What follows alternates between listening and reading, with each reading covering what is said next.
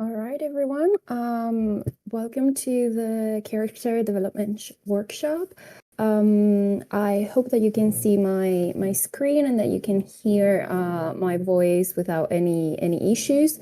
Thank you so much for joining and for being part of the Now Play These workshop and the festival. And obviously, thank you for joining on a Friday. Thank you, Carla. Thank you for joining on a Friday, especially if you guys already finished classes. And I hope you've been enjoying the festival and also that you learned something from this workshop.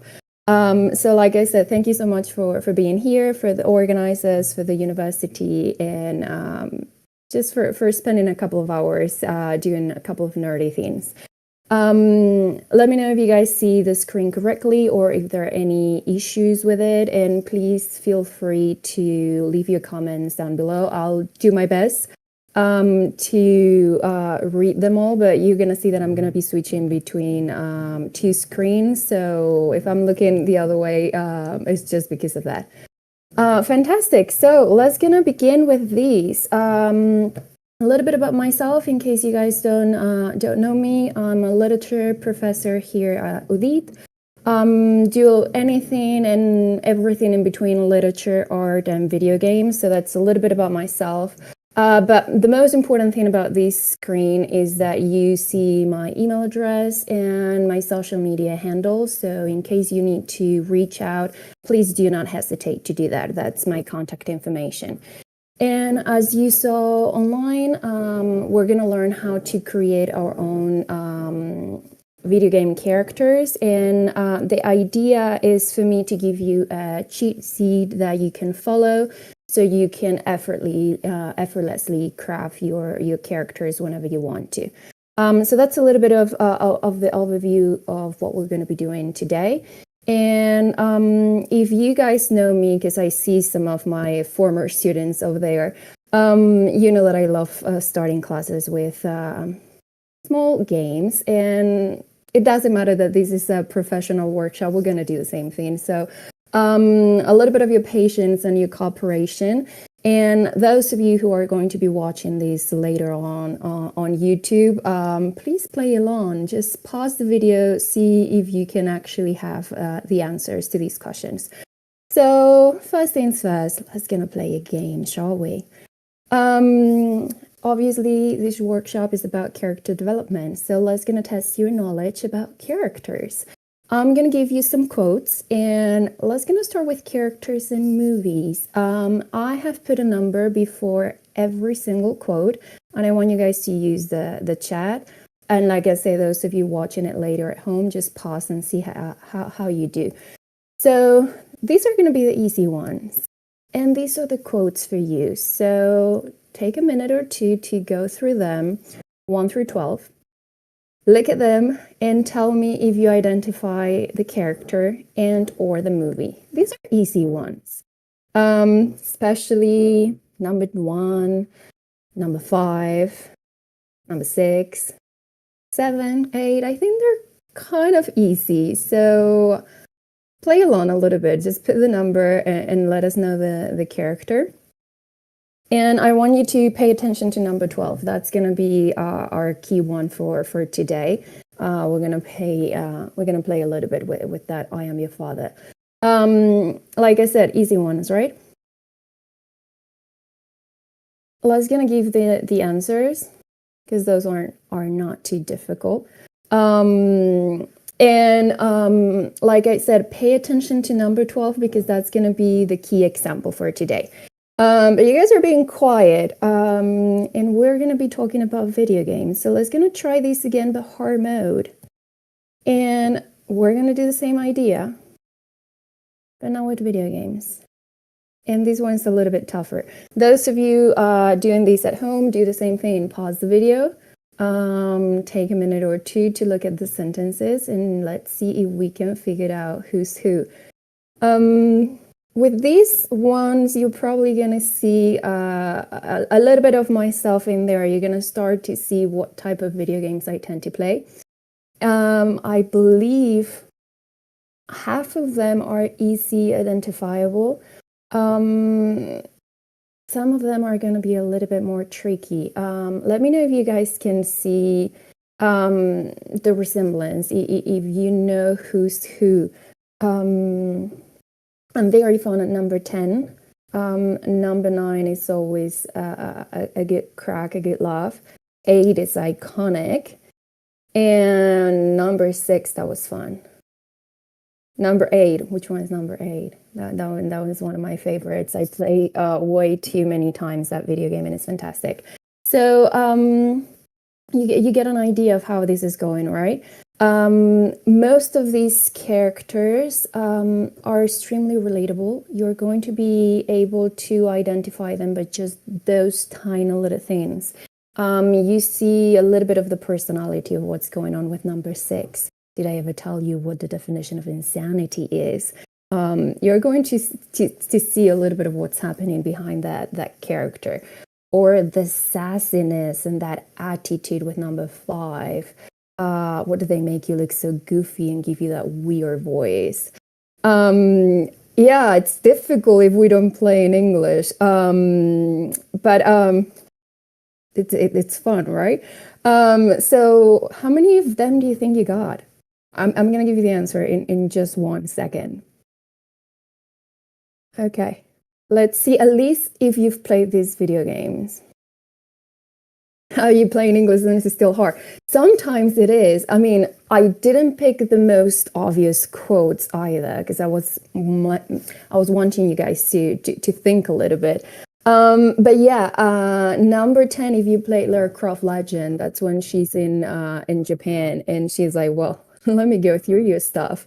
I think that's quite ironic. Number 8, Endure and Survive. That's Ellie with the video, in the video game, the first video game, when she's collecting those comics. And number 6, I think it's iconic. It's a very crazy character. All right, so I want you to have these in mind. How sometimes it's very easy and straightforward to say one sentence and immediately think of the character. And oftentimes it's a little bit tricky, even though we're playing in English and we're quite accustomed to these. Sometimes it's a little bit more complex. All right, so with that in mind, let's gonna talk a little bit about what's going on with these, and let's gonna start with the whole character development idea. Like I said, I'm gonna be looking at the other way because I have my screen over here, but I'll try to look left to check your comments. And if I'm not paying attention, just holler, tag me, just grab my attention whichever way you need to. All right, so the first thing that we need to do is do a little bit of a literary background, because yes, we're talking about video games, but what we need to think is about the narrative behind it. So obviously, as I'm a literature professor, I'm going to be going into professor mode, and I'm going to do a tiny little bit of a masterclass in here.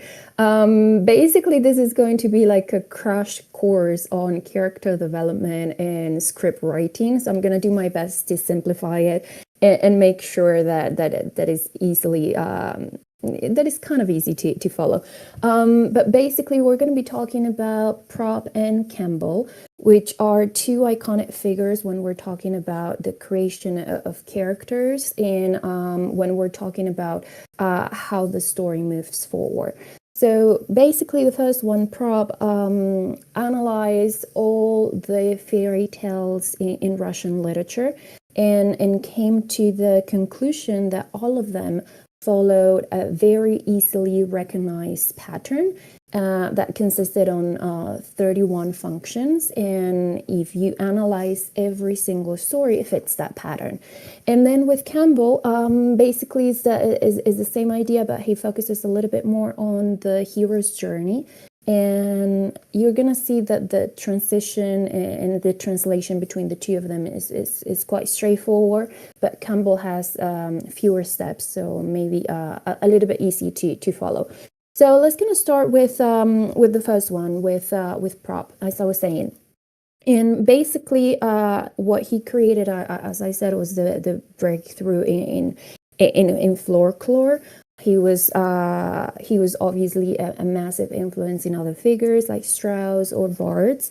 And basically, we use it in media education, and we apply it to pretty much any other type of narratives, not just short stories or folklore or fairy tales. And basically, like I was saying, and as you can see here, he has 31 basic structures or functions. And what he says is that all these tales are going to follow these patterns. But don't get don't get a little bit overwhelmed when you see 31 functions, because you're going to be thinking, oh my god, do I have to put all these when I'm creating my characters? Look through them briefly and let me know if you think that I can summarize them by just saying that the hero is going to lack something, or he's going to be attacked, and he's going to have to leave his home, and along the way he's going to find someone who's going to give him something, normally magical, or someone who's going to train him, and then with that help he's going to overcome and pass different tests. And then obviously at the end he's going to marry the princess, and after everything is fixed, they live happily ever after, right? That's the standard idea of the fairy tale.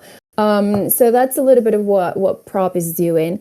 And all those 31 functions that you see is the different steps. So I'm going to go through them kind of briefly so you know what they mean.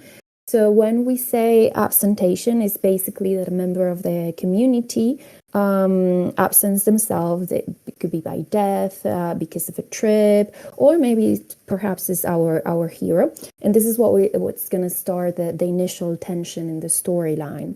By introduction, we mean that the hero is not allowed to do something. It's forbidden, right? So he's going to be warned about something specific. Don't look into this closet, or be quiet if Baba Yaga comes. Obviously, he's not going to pay attention to these. He's not going to follow what he's been told. So that we get to number 3, which is the violation of this interdiction. Basically, the previous rule is not followed. Could be by accident or perhaps not. It's by own volition. And this is when we're going to start seeing the villain appearing in there. And basically with number 4, the villain tries to get some information for their own benefit, trying to figure out, how to test the ground, see what happens. With delivery, the villain basically receives an answer to his question by trickery, because there's obviously a disguise, a costume, persuasion, something to just deceive the victim, right? Number 7, complicity, is when the hero is full and agrees to all of the villain's persuasions. Number 8, the villainy or lacking, depending on the context, is basically the actual moment of the tale being created. And this is when the villain hurts a family member, abducts a person, steals something, and then the protagonist, the hero, finds the desire or that he is lacking something. So it's that moment, that pivotal moment of, okay, I have to do something about it.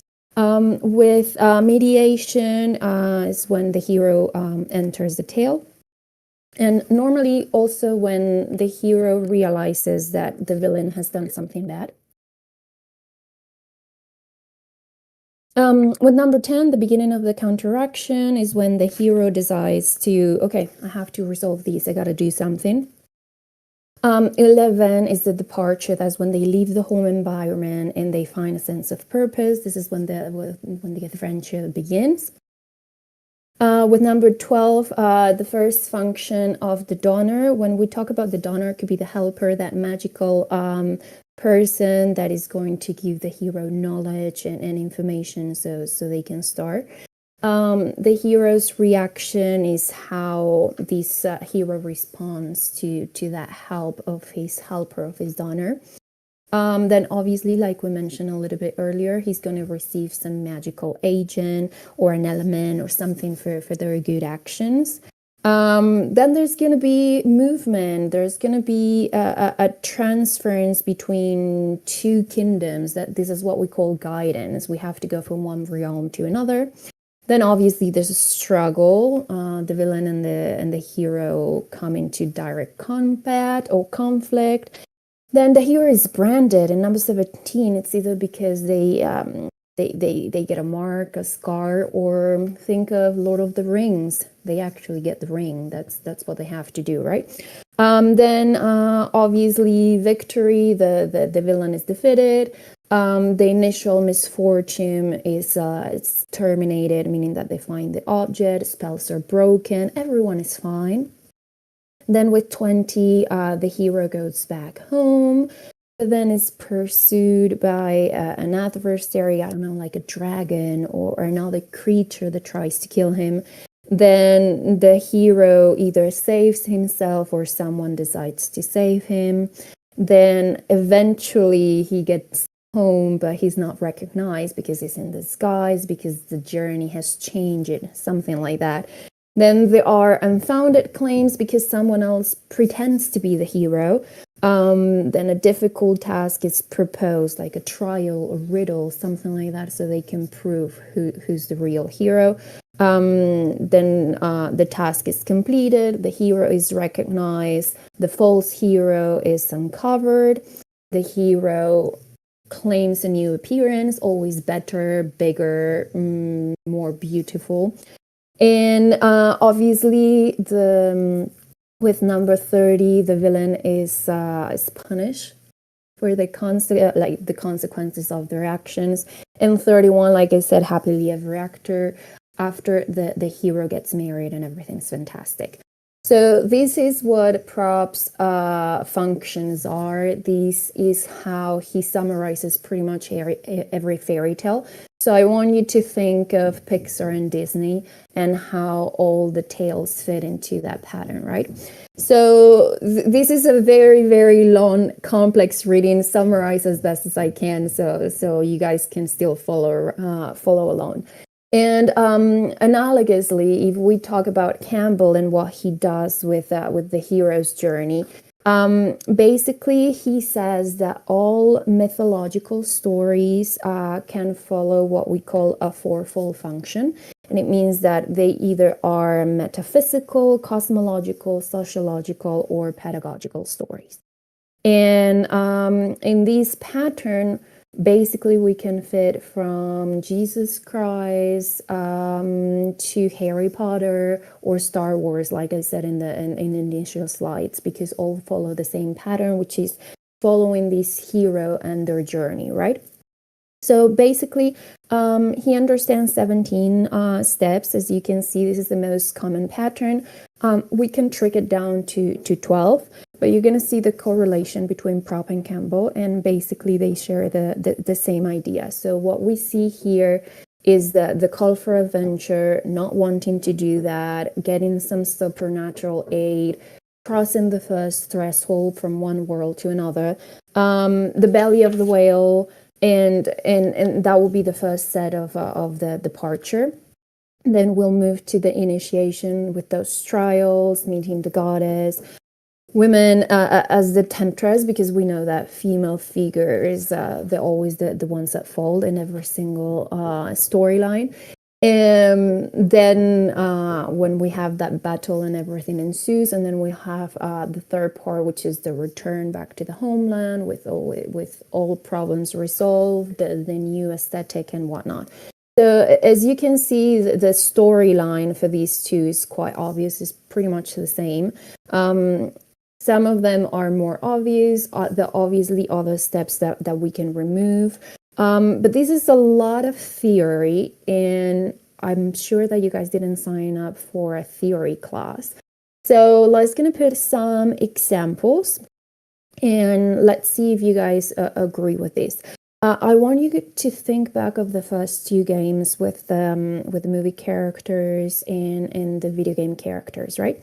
Because all these ideas, like I say, they come from literature, because this is where we start with the fairy tales, with the stories, with the narratives.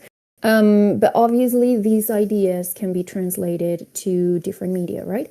So Kristen Brennan is someone who decided to materialize these ideas from Campbell and apply them to movie characters. So this is the reason why I gave you those movie quotes at the beginning.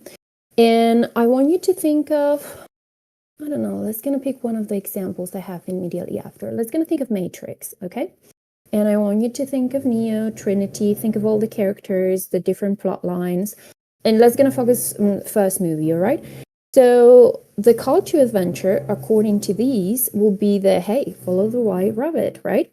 The refusal of the call will be Neo not wanting to jump through the window, right? And then the supernatural aid is going to be Trinity basically debugging him and getting him out of the Matrix, right? More or less, still with me, you guys? All right, so and this is the idea that I want you guys to think about. And I think that it's a little bit easier when we see an infographic, because I'm very visual and I like ideas to make sense.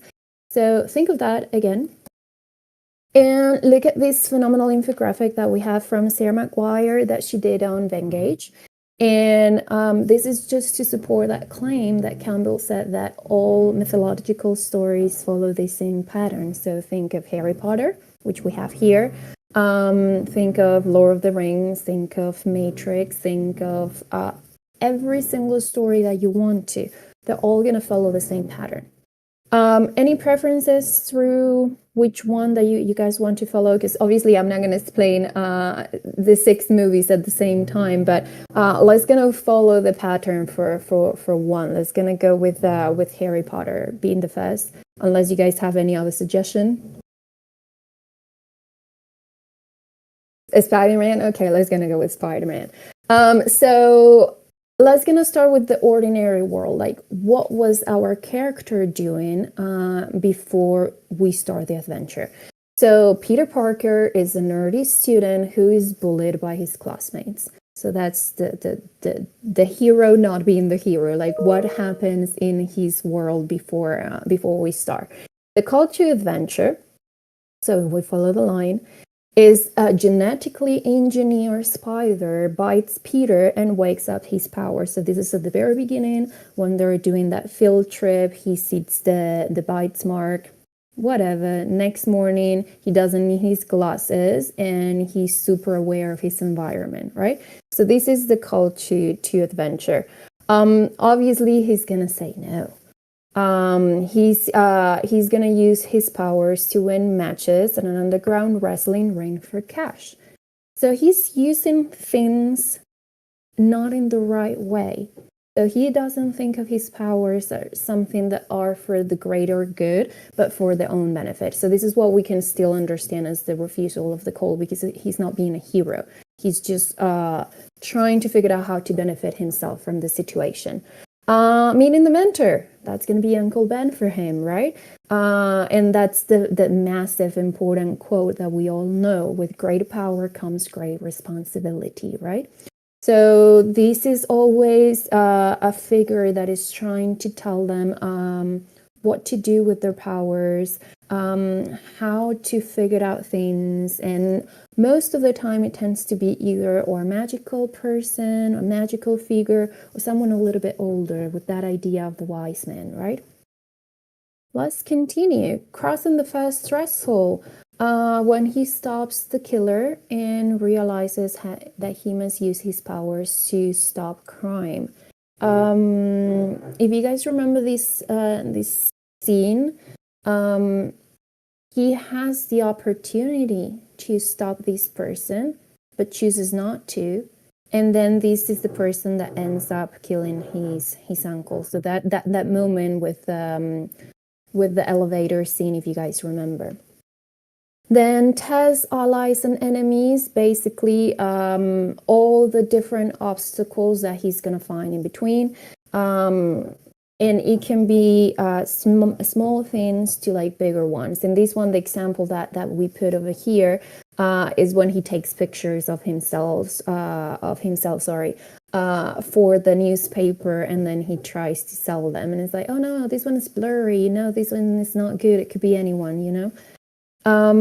Next step will be the approach to the cave, and this is when we get with the Green Goblin, when he's trying to bring him to the dark side, and he's like thinking about it, but he refuses. Then obviously the drama is that when Norman figures out that Peter Parker is Spider-Man, spoiler alert, and he of course kidnaps Mary Jane because he sees that connection. Then Spider-Man saves her, figures out the Green Goblin's identity. This is their reward. And the road back is like, yeah, spoiler alert, who knows, just in case anyone doesn't know what happens with Spider-Man, but you never know. And the road back is the return, right? So going back to the routine, going back to the homeland, right? At the funeral, Peter's best friend, well, I don't know if we can call him best friend, another spoiler alert, swears to avenge his father's death. So basically that vendetta over there. And Mary Jane confesses that she loves him, but he rejects her because he wants to keep her safe. That is that awakening of his conscience over there. And Peter recalls Uncle Ben's words and he embraces his role as Spider-Man. So basically, this is a quick summary of those either 31 functions from Prob or the 17 from Campbell. So this is the hero's journey. This is what we're picturing in there. So far so good. Makes sense. I know it's a lot of theory, super duper condensed into a couple of slides. But if you go back and forth with this narrative, you're gonna see that it's the same thing for Harry Potter.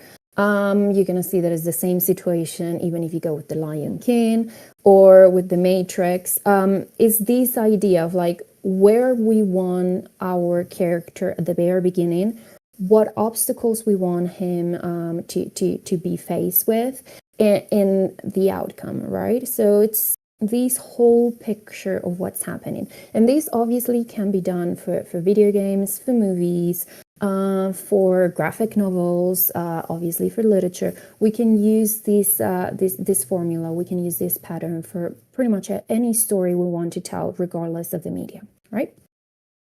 So, oh, I see someone writing, so okay, fantastic.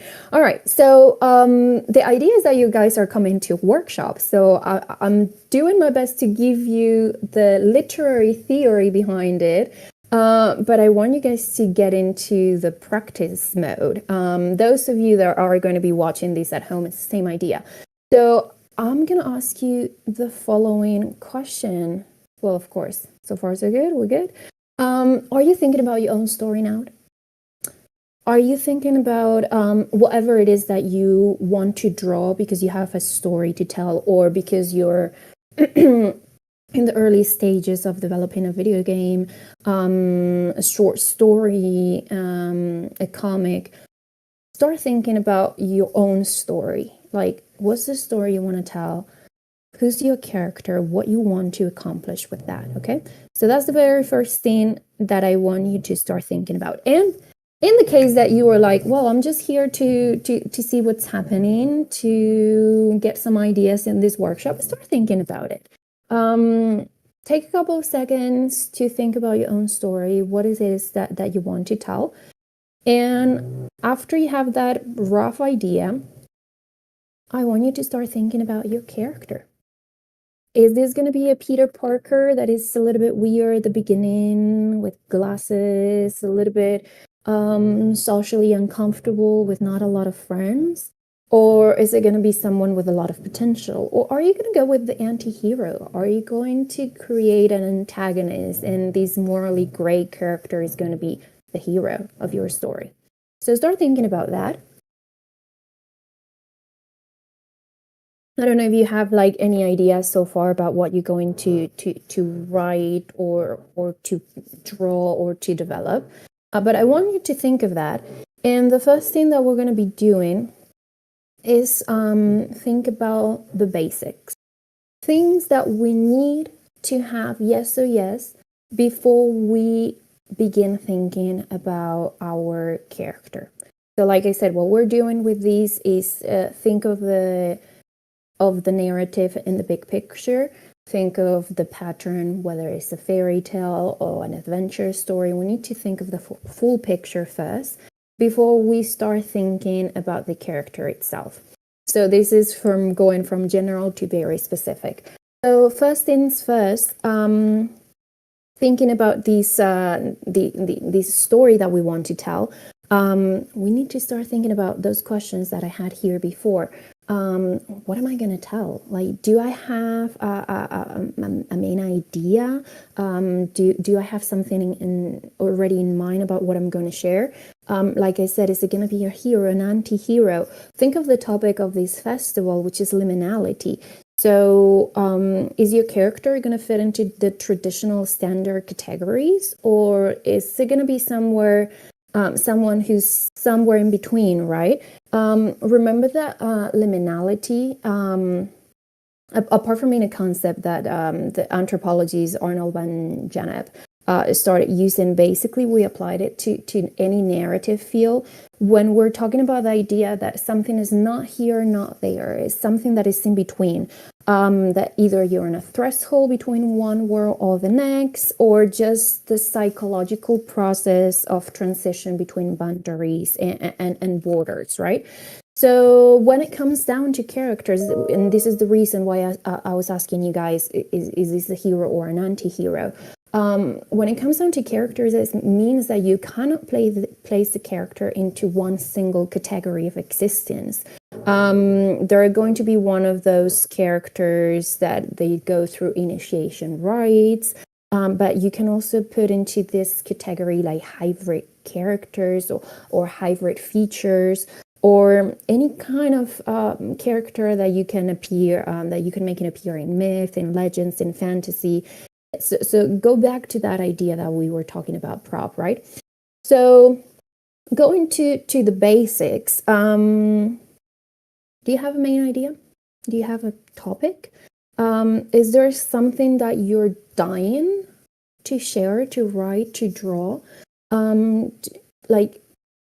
Like an eager to share a burning question that you have, like, oh, I'm so passionate about creating something against essays at the university. Fantastic. That's the main idea for your story. Think of that idea first. Do you have your synopsis ready? Do you know what the gist of your story is going to be about? I don't know, perhaps is that students align with each other to boycott the whole idea of writing essays at the university. I don't know. Can you define your main character in a couple of sentences? If you have to summarize this person to someone else, you say, well, the main idea of my story is to get rid of essays at the university because they're oppressing students. And the synopsis is just like how this whole boycott process happens, right? But who's your character? In 3 lines, can you say who this person is, what the motivations are for this person, like scenario, okay? Also, what is the main objective that your character has? What is the mission they have? And what conflict are they going to find? And what about the antagonist? Because there's going to be someone. We all need a Disney villain, so we need to have that person. And for this objective that your character has, and obviously all these conflicts that he's going to find along the way, and this antagonist that he has to face, does he have a deadline? Is it one of those scenarios that you have to do this before the clock strikes 12? You have to do this before the winter or before the summer solstice. Like, what is the deadline? Like, because we need that sense of urgency, right? If you don't do this before the end of Halloween, something's happening, right? So we need that deadline so the character is running against the clock to finish it, right? And what is the motivation that not only your character, your hero has, but also what is the motivation for the antagonist? Because they have to battle about it, right? So they have to have maybe the same motivation, maybe similar but different, but what is the motivation behind them? And also very important, the hierarchy between them, because it's not the same thing when the characters are in, let's gonna say, into a horizontal hierarchy, you can have I don't know, let's say students in the same class, but it's not the same thing when the student and the antagonist is student professor, right? So think of the situation, where is every single character? All right. And I think that this is very, very important to have these ideas in mind before we get down to build a character. We need to figure out where we're going with the story and what we want to do with it, right? So at home, whenever you guys watch this video on YouTube later, pause, take a couple of minutes, let's say 5, 10, to start jotting down these ideas. But those of you who are here live, have you ever thought about this? Is there a story that you are creating already, whether it is for a video game, for a short story, for, I don't know, like a graphic novel or a compilation of illustrations and whatnot? Do you already have some ideas? Have you thought about, hey, I could talk about these, that, or this is a work in progress that you say, I haven't really thought about it. I haven't sat down to put all these ideas in mind. Take a couple of seconds. Let me know in the comments where are you at this very specific moment with your story, and how much time have you put down into sitting down and like checking all these ideas from the box, and which ones are still like, I need to think of it. So you have the illustration but not the background. Okay, all right. So it's a lot of things that when you're starting to craft things, you're like, well, I haven't really thought about all of these yet. Like I got to start some idea, some rough idea, but I still have to like polish it. Basically, you're trying to find the rough diamond there. Would I recommend to have a story plan beforehand, or is it okay to plan along the way? Depending. From a very pure narrative point of view, we have two different types of writers. What we call a map writer and what we call a compass writer. So the map writer has everything already crafted. They have what we call escaleta, and they have a lot of notes, and they have basically what you guys are going to see, a character card for every single character, and they are going to have action and physical appearance and language and everything organized. And they know all the different stages for the story, their characters, different plot twists, different subplots. They have everything ready. So whenever they sit down to write, they know what's going to happen because they already plan everything. So that's what we call a map writer. That's someone who's a little bit OCD about it. They want to have everything under control. And then we have the other one, which is what we call a compass writer, which is a person that says, absolutely, the post-its on the wall, then you move them, it's like, this is going to happen. Okay, I got it done. Move it out of the way. Fantastic. And the other one, the compass writer, is a person who has a rough idea of what they want to talk about. I'm going back to the silly example that I made up. It's like, we want to riot about the essays at the university. Okay, that's the rough idea. And yeah, sure, I'm going to get a character that is loosely based on myself. And they start writing. And we call it compass writing because they never know what's going to happen. And then they start writing today and they're like, oh, and this character is going to die. Da, da, da, da, da, da. And then this thing is going to happen. Blah, blah, blah, blah, blah. And then the story is directing the writer, because the story becomes like a living entity and takes whichever route it wants, right? So yeah, it sounds a little bit like you. There you go. We have different types of writers, and it doesn't necessarily mean that you have to be that type of writer all the time, because perhaps you're with a story that you feel extremely passionate about, and you only have a couple of broad strokes about it, and you sit down and you start writing, and it takes, like completely wild direction. It takes you whatever the story wants. But then for something else, you're like, okay, I want to be a little bit more detailed about it, and I'm going to do research, and I'm going to figure out the different headpieces that women wear in the 18th century. And you do all that research and you craft things more carefully. So it really depends. You can be stereotypically one type of writer or the other in general circumstances, but in very specific occasions, you're going to be like, okay, but maybe this story requires something else. Yeah. So it can be both different ways. My personal recommendation, if you guys know me, I'm all about planning. And I always have everything in a calendar, and I have my set of instructions. And when I'm writing stories, I need to know what's going to happen beforehand, because I need to know my character. I need to figure out how they interact, how they dress, how they talk, because I'm a planner. So for me, I'll always go with a map. Like, I have to have everything, and it's going to be color coded, and I want to know everything in detail beforehand. But then for other things, I can be more like a compass. It really depends. So there's no right, wrong answer. It's just basically what you feel more comfortable with. But the idea of this workshop and the idea of the cheat sheets that I'm going to give you is that whether you are the map or the compass, there are going to be several scenarios in which you're going to face writer's block, or the artist block, or whichever way you want to call it. You're going to see that blank piece of paper and you're going to say, well, what next? So the idea is that you take these topics, these key bits and pieces of information, and as you start filling in the blanks, you're like, okay, I'm almost done. I almost have everything I need to get going. All right. So this is the idea. And so far, so good with me, guys?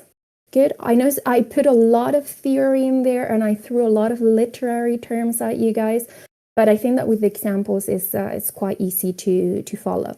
If there's something that I need to go over again, just pause me, let me know, we can go back. And if you guys are watching this at home, you can pause, rewind, look at the information again, and move forward again.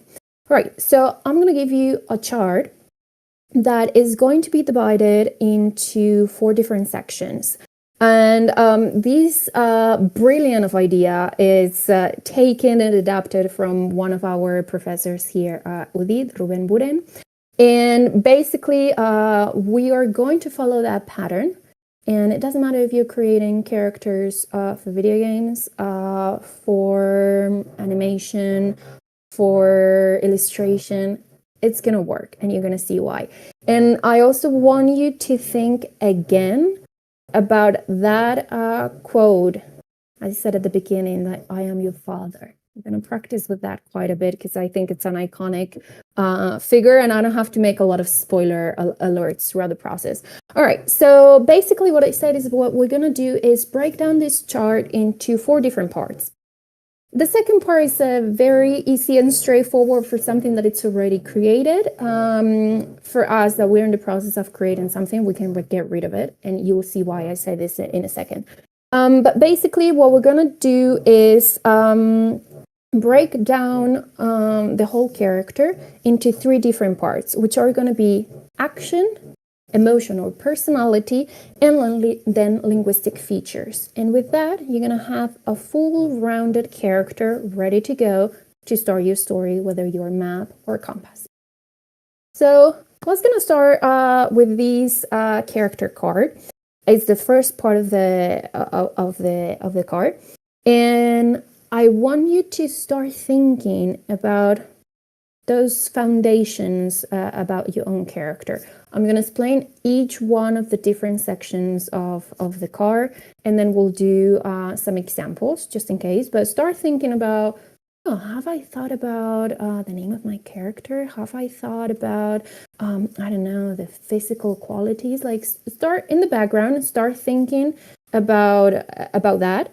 But also, let me know if you have questions, if there's something that is not understood and whatnot. So first of all, let me go with the example of Peter Parker.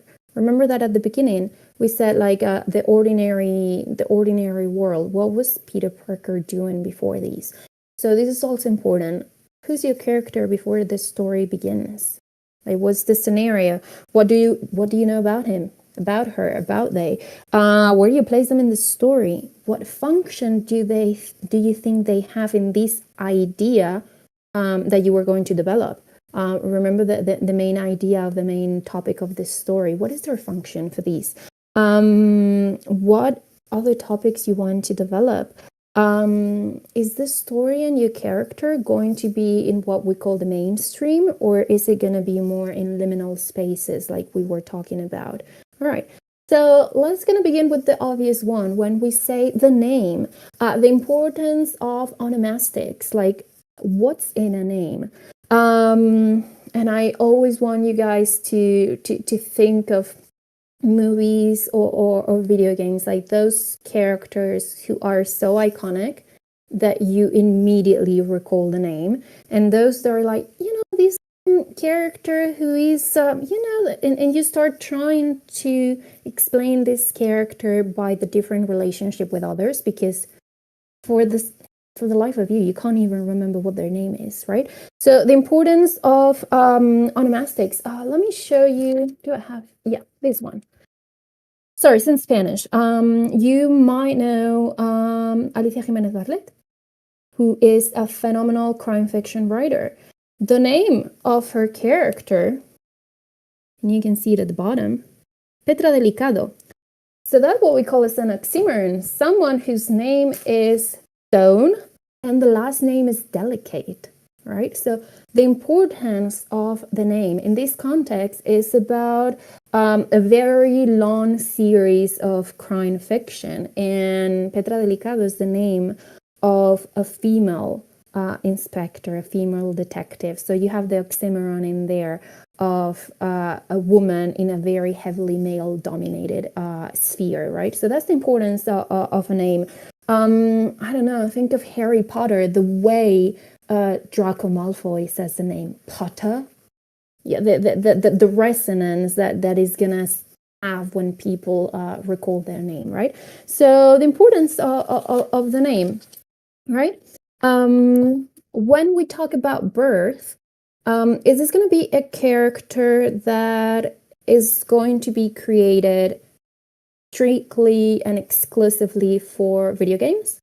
So you configure it and you create the character for video games. Fantastic. Or is it a character that you create first in paper, as part of a narrative, as part of a short story, and then that short story can become a graphic novel or can become a video game script? So are you originally creating this character in the media that he's supposed to inhabit, or are we gonna transfer it? So for instance, Harry Potter was born in paper, and then he moved to movies, he moved to video games, he moved to board games. So this is what we mean by birth, okay?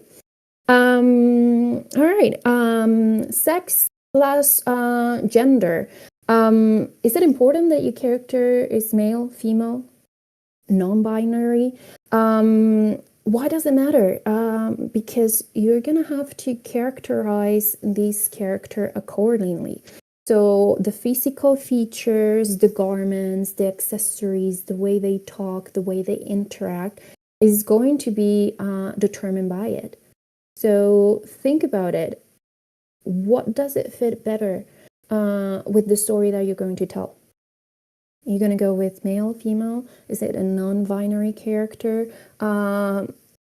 Go work with that, because that's going to determine every single decision that you make immediately afterwards, right?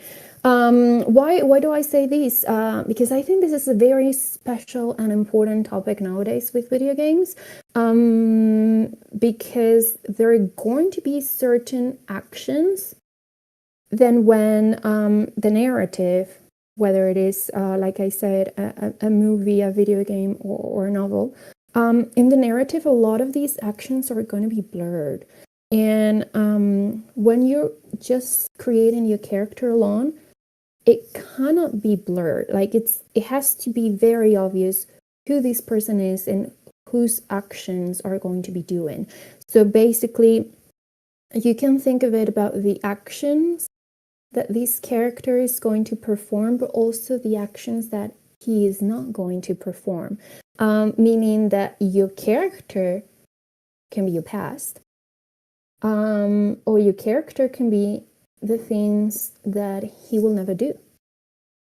Yeah. So not just like the possibility of like, well, my character can do these, and that. No, maybe your character is defined by a complete set of actions in the past, and that's how you define the personality. Or it can be defined by things that under no circumstances he will do, because that's a transgression that is not going to happen. Yeah. So think of that, and that's what I mean by those gendered actions. All right. Race. It can be as obvious as you want to, from pure white to all the way black, anything in between. But I also want you guys to think of race not just as these, but it's like maybe your character is a fairy. I don't know, like Suki with True Blood, or maybe it's a vampire, or it's an alien, or it's a hybrid. I don't know. Like race can be pretty much anything that you want to. It is what it is. There's racism and there's homophobia and there's xenophobia everywhere. So perhaps if your story wants to go that way, that's something that you need to put. If you're focusing on, hey, I don't like this racist scenario and I'm going to do a story about these, be very specific about who your characters are. Let me give you an example. If you decide to go with a story as such, does your character know that he's racist from the very beginning? Is it something that along the way he's going to realize, like, oh my, I have to do a reality check? Or I don't know, does your character know that he's a robot from the very beginning?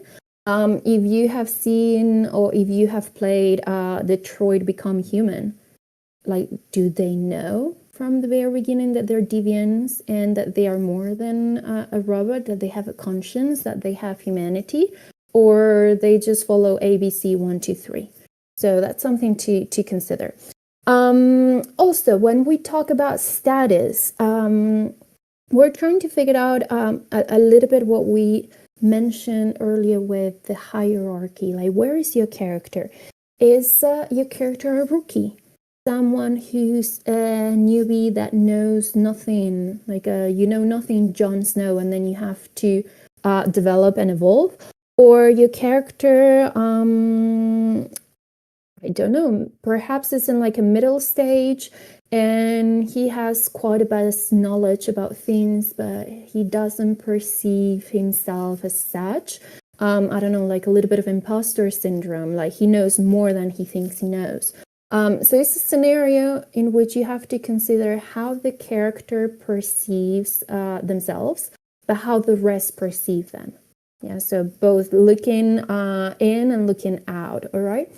And the stage, I mean, the vital stage of their life. Is it a young adult? Is it a teenager? Is it an adult? Doesn't matter. Let me put a very random example. Imagine that you're reading Twilight, and don't judge me. Everyone has read it or everyone has watched it. Would it make sense if instead of teenagers were full adults? Yeah, exactly. So sometimes we need to be very careful who we choose for our characters, or the story becomes extremely awkward. And the role, a little bit related to the status. And with this one, let me be plain honest. If you put a construction worker as the initial role occupation for your character, with no discrimination whatsoever for construction workers, because hell yes, they're very important people in society, is that going to be something attractive? I mean, unless you're playing Minecraft and you're building everything from scratch, or you're playing Fortnite and you have to, it makes no sense. You have to get something catchy, attractive. So figure out the role, the occupation, the job this person is going to have. It's always something attractive. And I mean, yeah, it's all prejudice, but it is what it is. We want something new, fresh, attractive, something flashy, right? And all those ideas are going to trickle down to what we call the special physical feature. There's going to be something that identifies this character. Harry Potter, the scar on the forehead. Think of that. Like, there's something that you're like, oh, you see that is this character. With Harry Potter, again, with the same example, the big front teeth and the crazy hair, oh, that's Hermione Granger. The secondhand clothing, oh, that has to be Weasley, right? So there's going to be something very specific about this character, right? So this is where the name, the sex, the race, the status, the role, where everything converges, right? Because you have to figure out how to put this whole idea together. And basically the appearance is also part of what we call nonverbal communication, right? So you're gonna see the character and it has to begin to tell the story on their own, right? Let me give you a little bit of food for thought. With female characters in video games, the representation of female characters, it has gone a long way, but from the beginning, the idea of female characters was that they were aiding the main character. They were not the protagonist, so they were either the helpers or they were part of the femme fatale trope. So it was like the person that we had to overcome, that we have to fight with for that conflict, for that objective, and then for the happy ending, right? So they were not characters that you could play with, and they were not having a lot of nice moral attributes. And then if you have the helper, it's like a subordinate, submissive position, right? When we started having more characters to play, we were having male audience. We were having the male audience as the ideal player in mind. So what happens is that this translates into physical features that are extremely sexualized. And I'm gonna go with the example of Lara Croft. When we started playing Tomb Raider, it was a very, very sexualized figure. I don't know if you've played the first couple of games. Her breast was like very, very pointy. There was like conic figures. That's the idea. Like you're sexualizing the character because you're having like you're basically having like an heteronormative male figure as the audience, right? And then as the industry evolve and as the characters and the players evolve, you have something different, right? And let me think of it. Yeah, there were triangles. They were very conic figures, right? Like very pointy.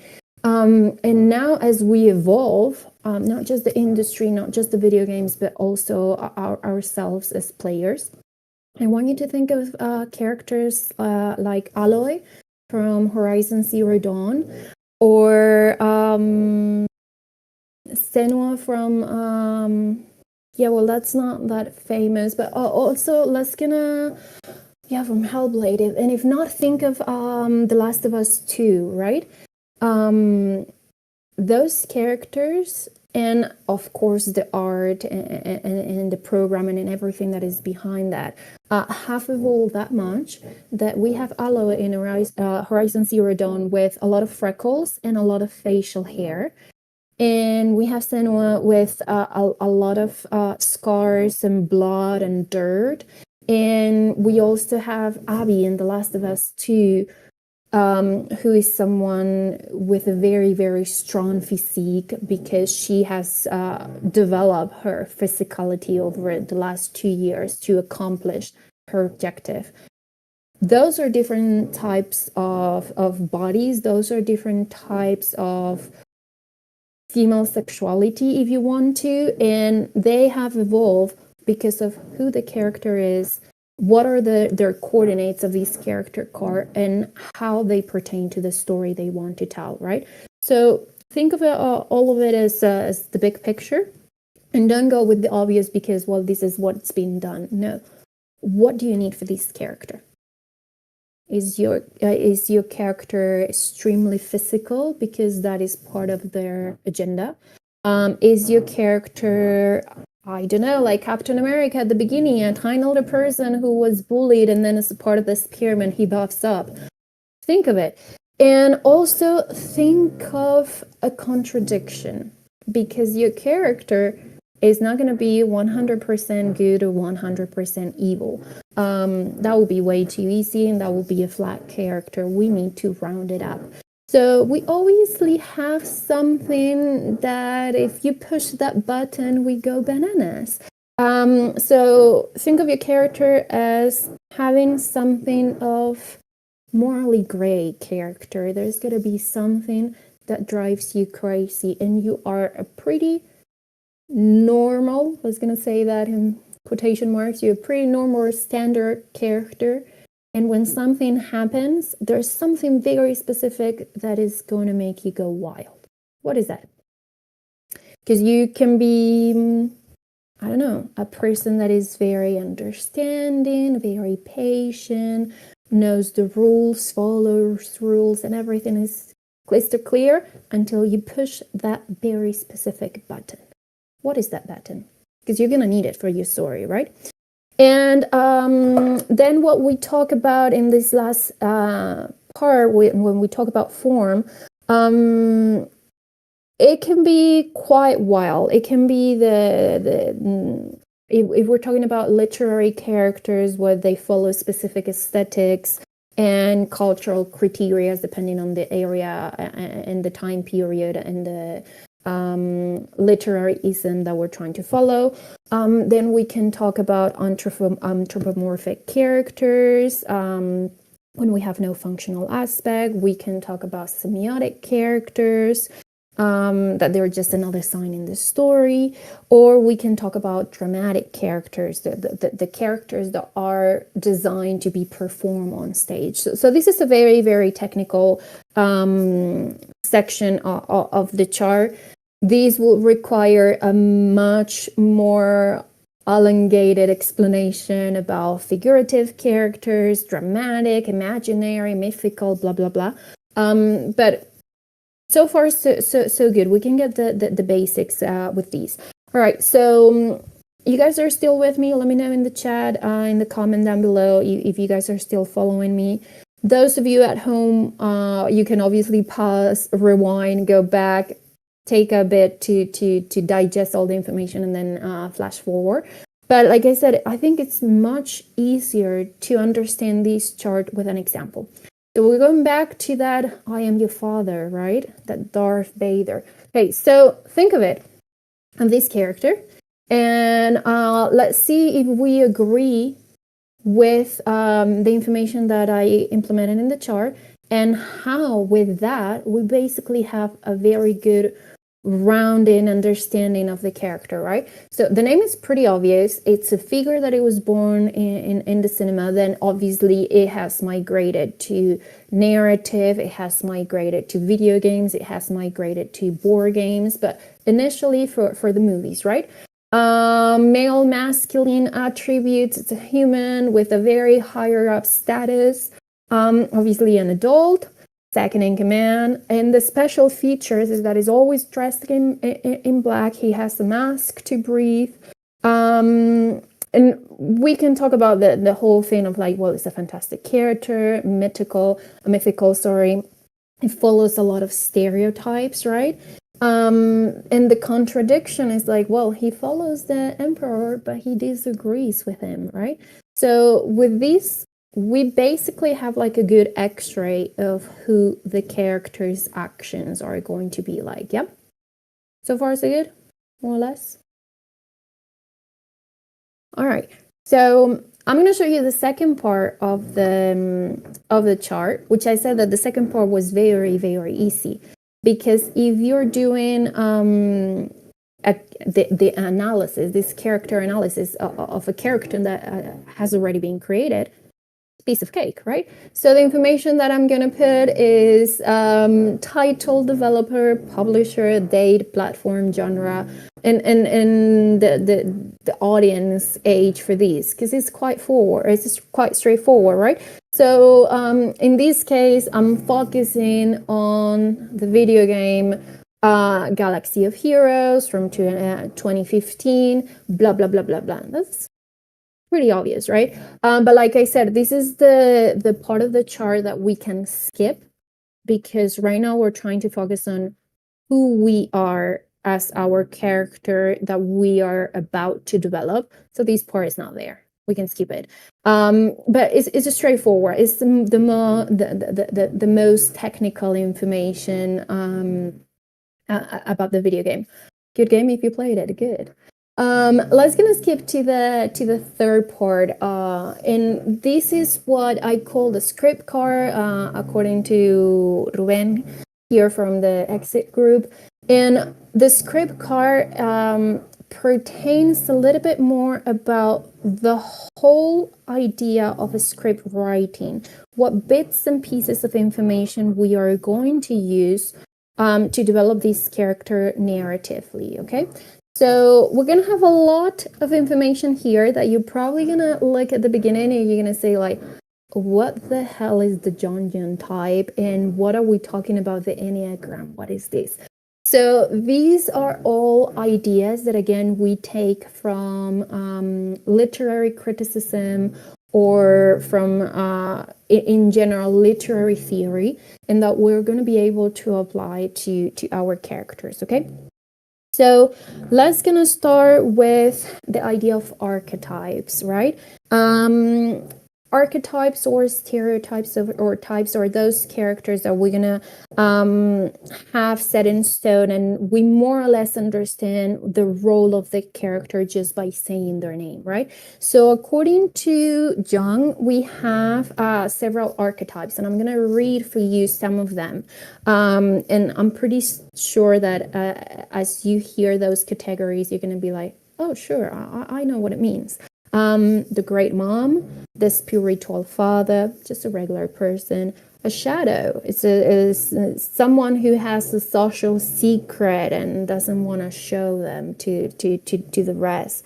Animus anima, hero, the wise man, the eye, the trickster, the mandala. So basically, these are those archetypes that they're coming from Jung, from the psychology. Then for the Hippocratic type, we're gonna follow Hippocrates de Caux, and basically we're talking about emotions. And if you remember reading about these in literature and in history a little bit, it was a little bit about the four elements and the four humors in the human body, right? So we're gonna have four types. We're gonna have the phlegmatic, because it used to be associated with water. And we're gonna have characters there that we think that they're very pensive, that they're silent, that they're very prudent and cautious, right? Then we are gonna have another type, which is the melancholic character, because it's associated with the earth. And we're thinking of characters that hide their feelings, that are introverted, that they're a little bit shy, okay? Then we're gonna have an angry character, choleric character, and we're gonna associate it obviously with fire, right? And you're gonna think of characters who are passionate, who are very impulsive, basically characters that are unstable. And then the fourth one, blood, is associated with air. And it's a very balanced, socially acceptable character, someone who's very responsive and very responsible, right? So something very calm and balanced, right? So those are the four humors, right? That's what we call by the Hippocratic type. Then if we go back to Jung, and we go back to the types, he basically came up with 8 different types of personality to describe these emotions and these feelings. And I'm going to read for you again. We have extroverted thinking, which is a person who is objective and rational. We have introverted thinking, the opposite. It's a person, we can say that it focuses more on the ideas and less on the facts. That is subjective, and it's focusing more on what's inside. Then we have extroverted feeling, a person adaptive, that it relaxes well to the external features. The opposite, introverted feeling, is someone who's sympathetic and who's trying to please others all the time, like a people pleaser. Then we have extroverted sensation, as a person who's realistic, concrete, pleasant, friendly. And the opposite, introverted sensation, is a person calm, passive, restrained, with a lot of control. In the last two, we have the extroverted intuition. It's a person that is very outgoing and a little bit of irresponsible, yeah.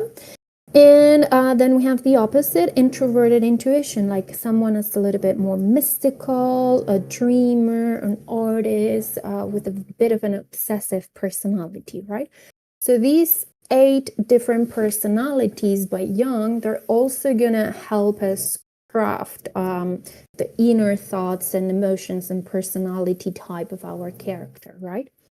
When we talk about Enneagram, and I know I'm giving you such a thick and dense literary class in this one.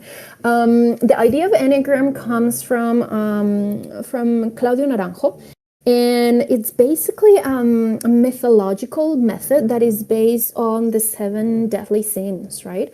So according to him, he's going to come up with 9 different types that they're going to be based on one of these sins. I know there's 7, but he comes up with 9, and they're going to help out a little bit with the moral of your character. So type 1 is a character that is based on wrath. Okay. So criticism, perfectionism, and feeling superior are his go-to. Type 2, based on pride.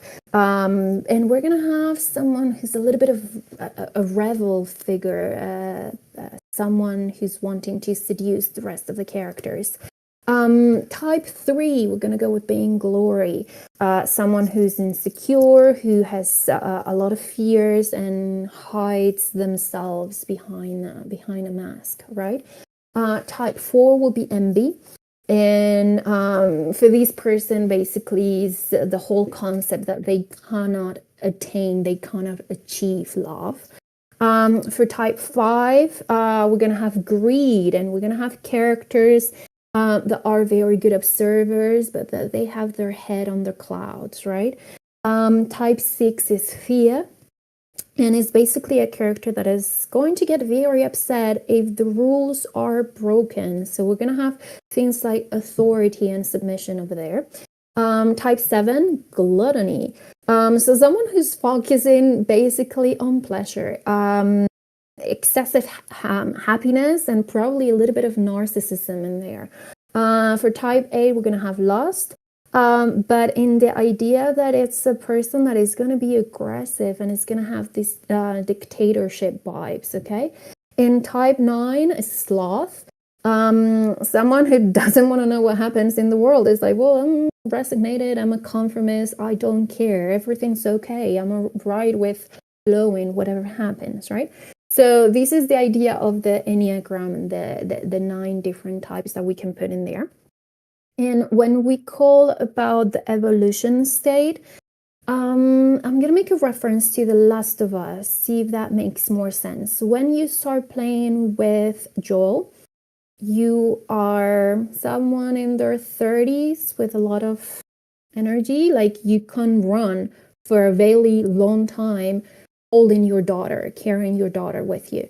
You play 20 years later, it's not that easy to jump and to climb and to run. You get tired, right?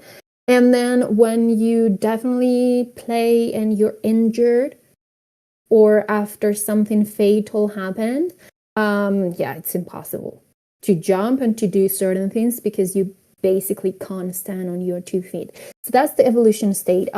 Is your character going to feel like ecstatic, exultant, slappy, happy about things? Is it full of energy all the time?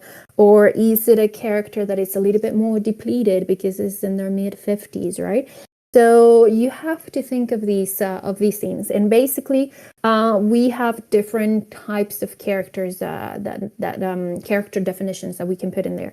You can have a completed character that basically has all the perks. It has unlocked all the different features for physical or psychological traits. So it's like 100% on everything.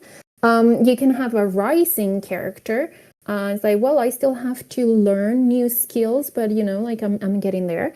You can have a sleeping, a dormant character that is like, yeah, you don't really know where the skills are because they haven't materialized yet.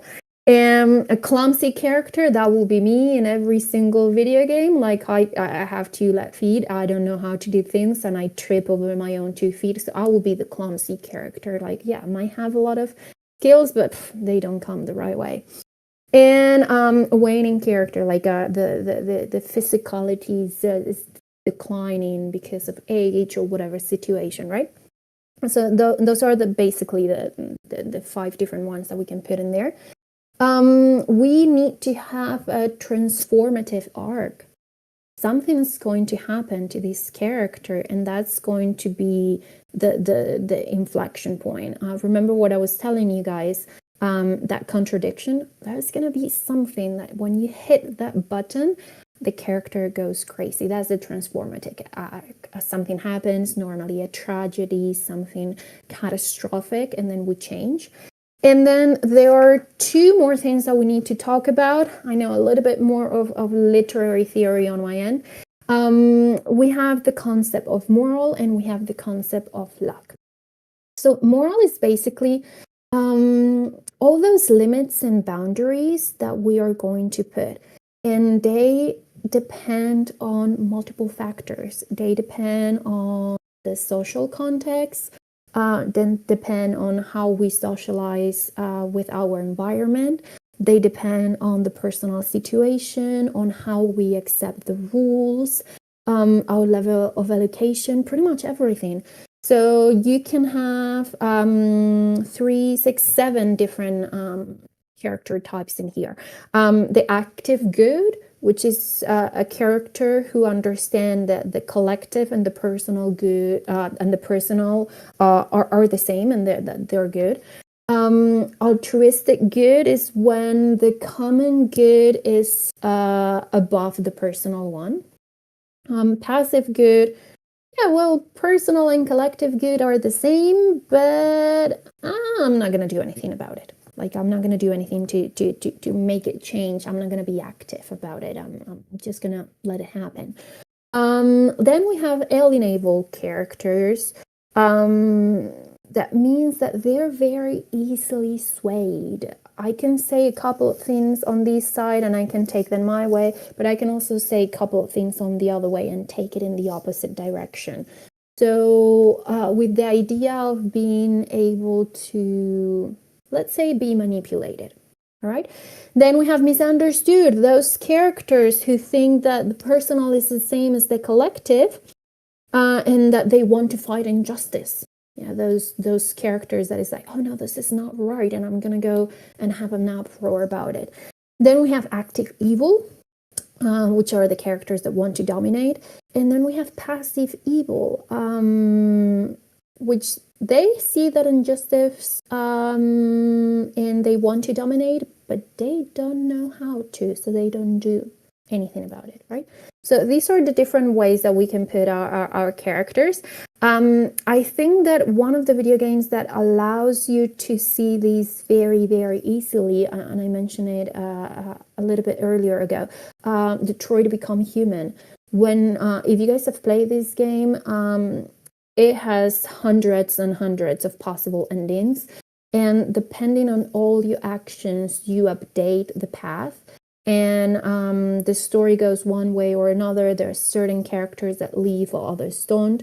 So depending on those actions, on the moral and the luck of the situation, you can see how to place Kara, how to place Marcus, how to place Connor, right? So I think that's one of the easiest video games to see these different types. And the last one, and I promise I'm not gonna take too much longer with the theory. Basically, luck can be good or can be bad. It really depends on all the chain of unfortunate or fortunate events that they are implicated in the story. So again, we can have 6 different types. Functional, when it's either positive or neutral. Ideal, when we have a very positive thing, a very positive vision and outlook. Deity, when we're thinking of like, oh, well, these can be done almost like from God's will. So you can either activate or deactivate luck in that sense.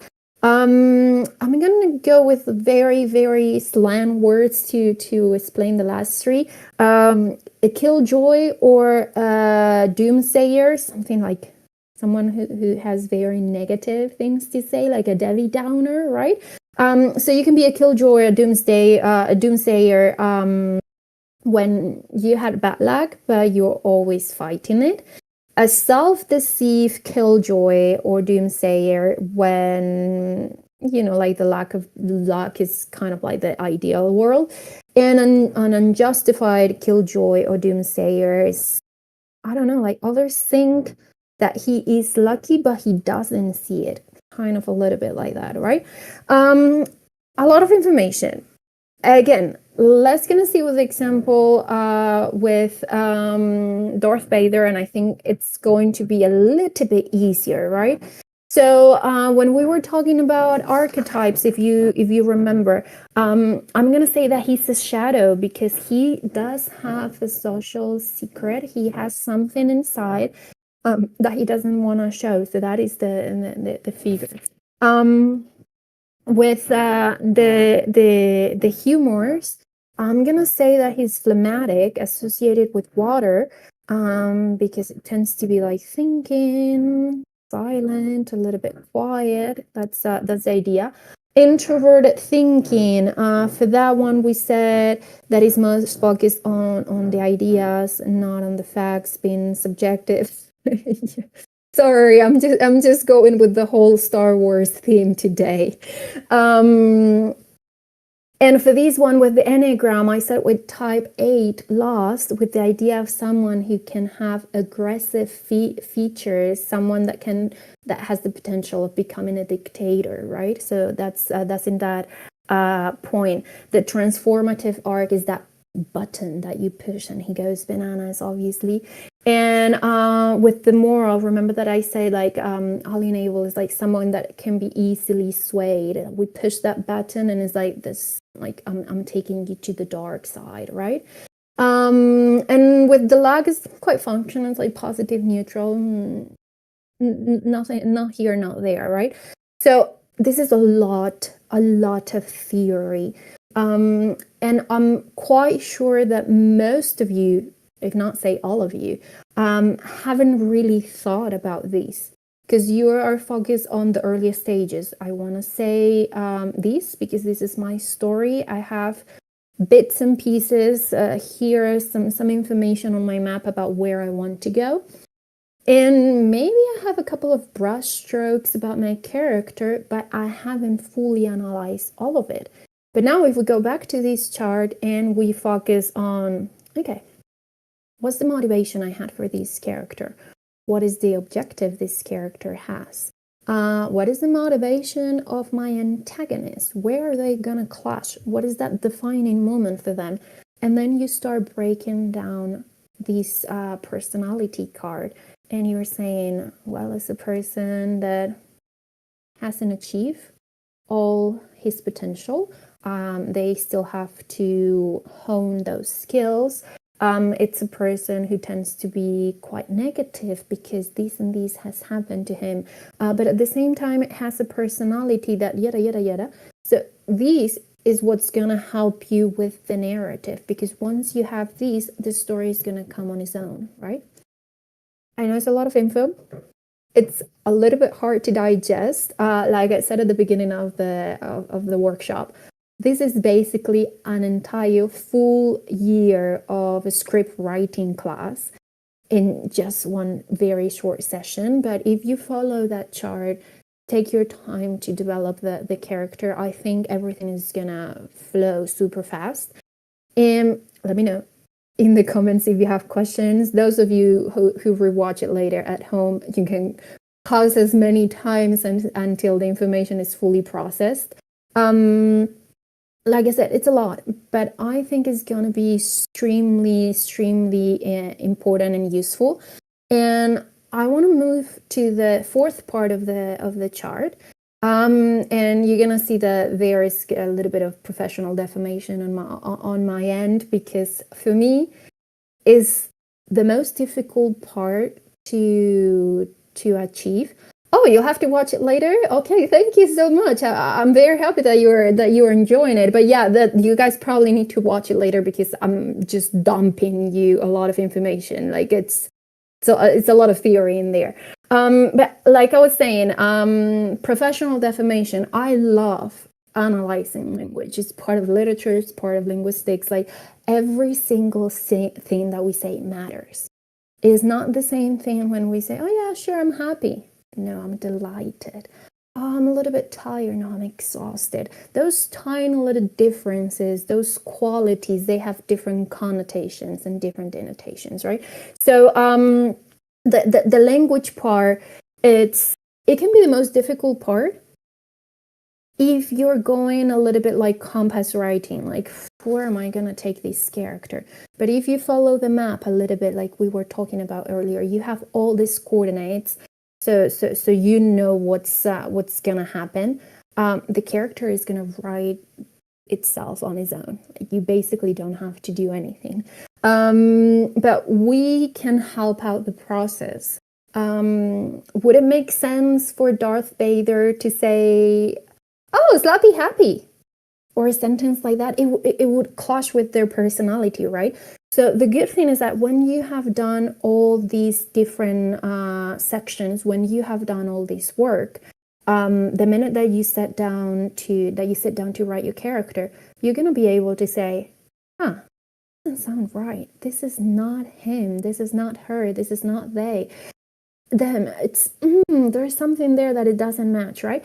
So obviously we're gonna have to put all this together, and your character has to have very specific vocabulary, very specific expletive constructions, something that says, that's him. Could you imagine Lara Croft without a British accent? Could you imagine Nathan Drake with a British one? Could you imagine Nathan Drake saying, "Oh, sorry, thank you, please"? Happen. All right, so you have to think of your character as a whole. And if we go again, I know, sorry, Star Wars theme for today, that "I am your father" and that particular breathing, it's what we see in there. Yeah, definitely no. Can you imagine those characters saying those things? Impossible.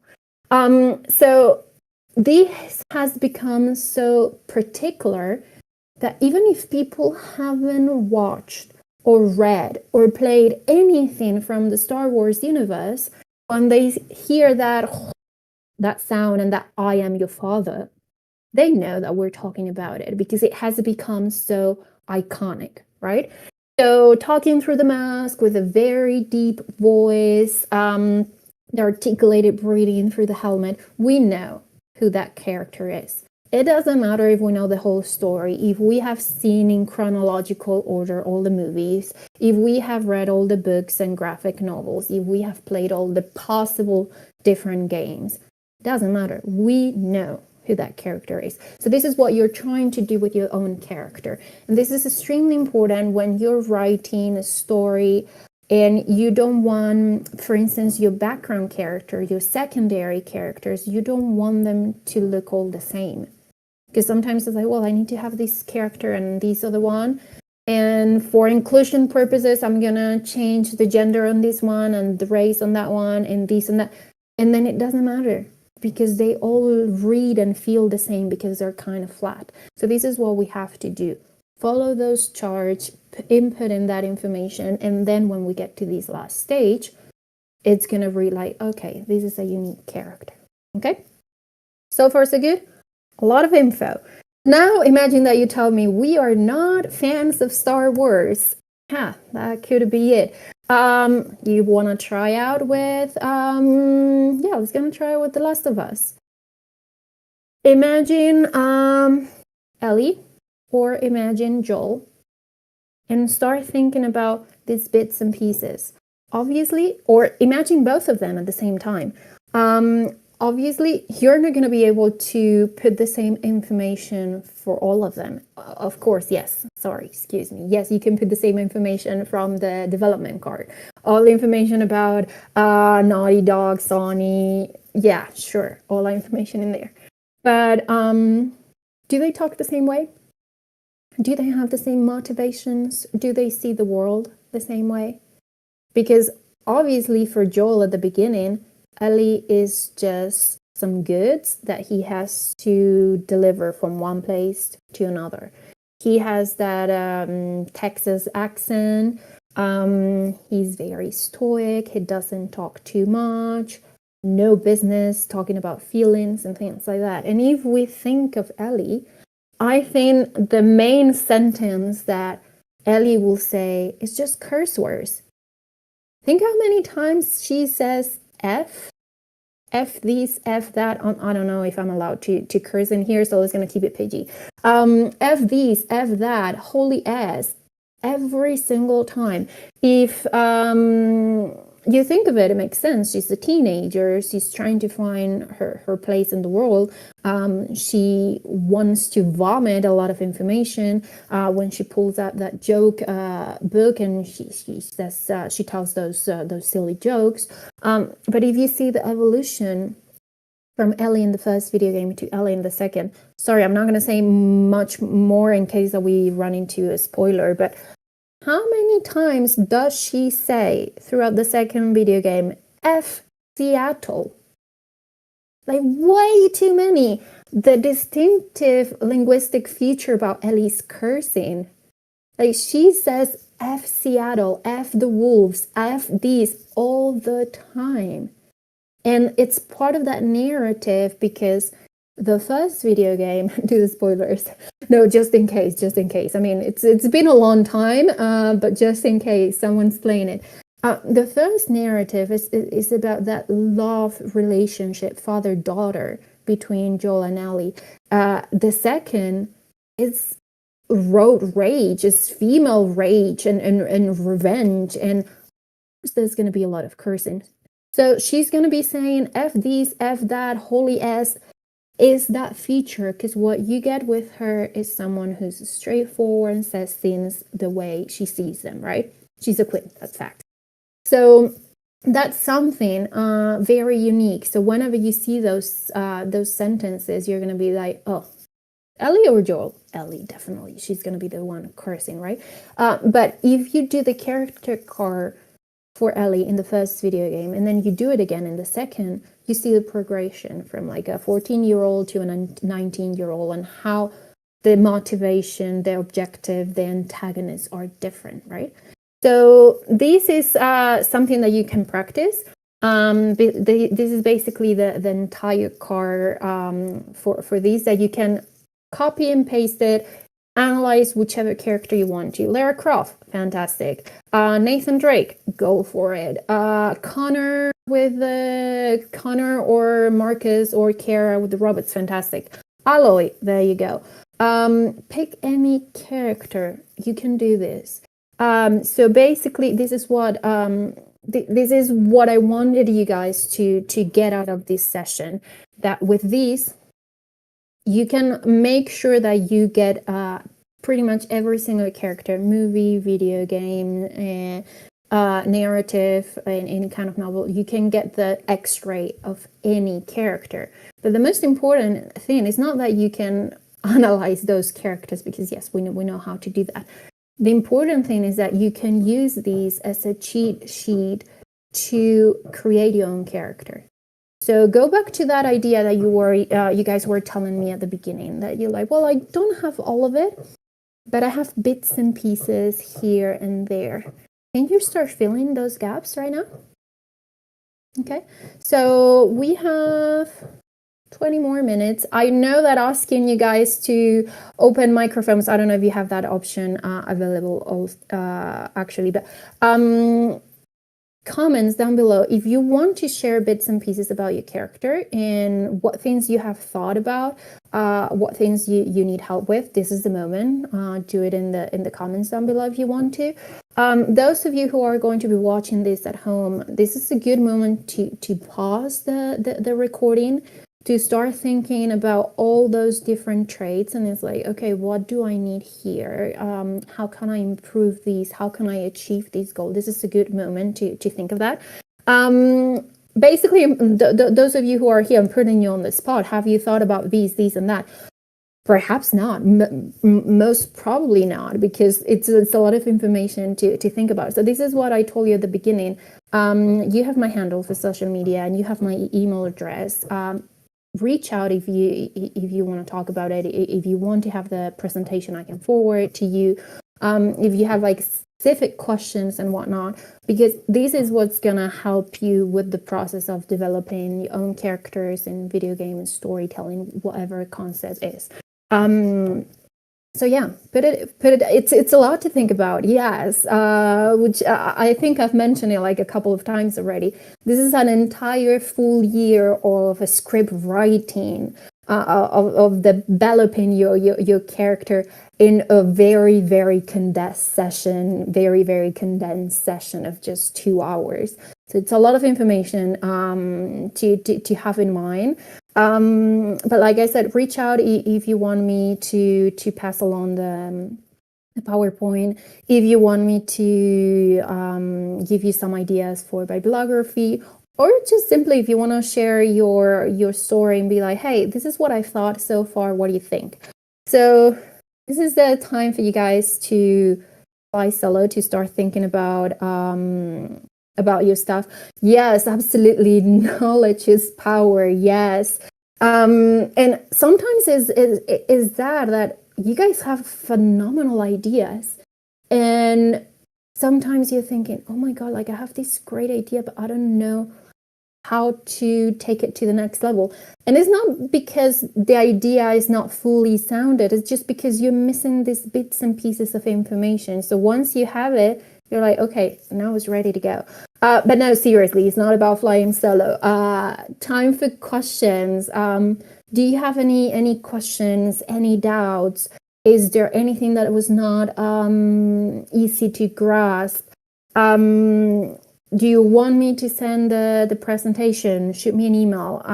Do you want me to recommend some bibliography, things that I consider useful? Let me know as well, okay?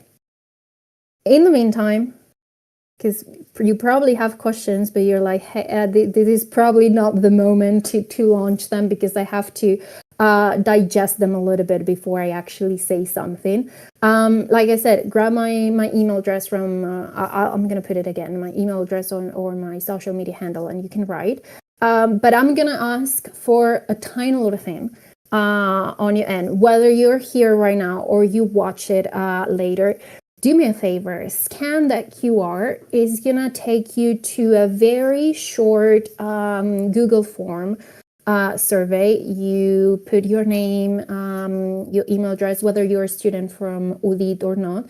But that's just logistic. I'm interested in the second page where you can actually share what expectations you had when you came into the workshop. What do you find useful?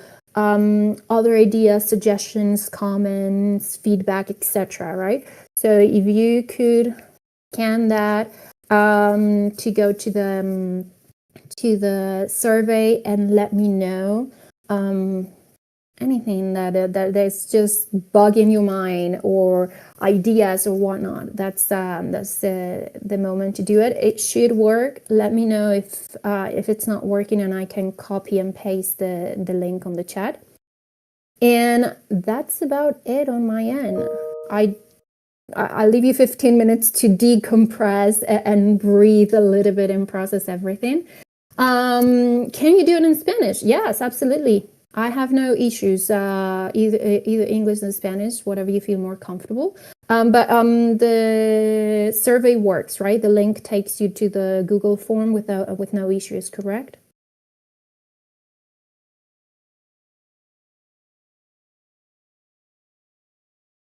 Fantastic. So there you go, in the forms. Fantastic. So either English, Spanish, whichever language you want to. I'm more interested about the fact that you feel comfortable enough sharing your feedback than the language that you use. So for me, no biggie. And like I said, we finished 15 minutes earlier, but I want to give you some time to decompress, to process and digest all the information. Thank you so much for your time. I know most of you are already on vacation mode because classes are over and you guys are ready for the summer and a well-deserved break. So thank you so much for spending a little bit of your Friday with me. For your attention, for your comments and questions. I hope you found these useful. I hope you find the spark to continue creating your stories and your characters. Like I said, that's my email and that's my handle. Do not hesitate to reach out or just to share what you're doing with your characters and your stories. And I'm just gonna sign out and basically just saying thank you for your attention and for being here again. Best of luck with these. I hope that you guys continue watching the rest of the sessions with the festival. And thanks again to Now Play These and the university for this opportunity. And again, thank you. No need to thank me. Thank you guys because it's been a pleasure. And best of luck with your creative endeavors. Like I said, email and handle. If you need to reach out and say something, please do so. So that's it, guys. Peace out. See ya.